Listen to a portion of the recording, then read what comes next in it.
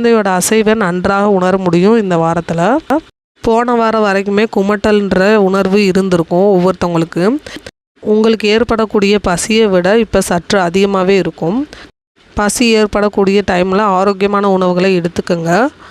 Second ட்ரைமஸ்டரில் கால்களில் தசைப்பிடிப்பு ஏற்படும்.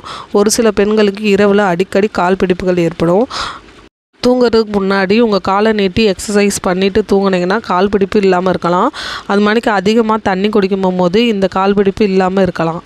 உங்கள் பாதங்களில் ஷார்ப்பான பெயின் இருந்துச்சுன்னா மசாஜ் செய்யுங்க. அது மாதிரிக்கு வெதுப்பான நீரில் குளிச்சுட்டு நீங்கள் தூங்க போகலாம். அப்போ நல்லா தூக்கம் வரும். உங்கள் மார்பகங்களில் கசிவு ஏற்படலாம். உங்கள் மார்பகங்களில் தடினமான மஞ்சள் நிற பொருள் கசிவதை நீங்கள் நன்றாக பார்க்கலாம். இதை கொலஸ்ட்ரம்னு சொல்கிறாங்க.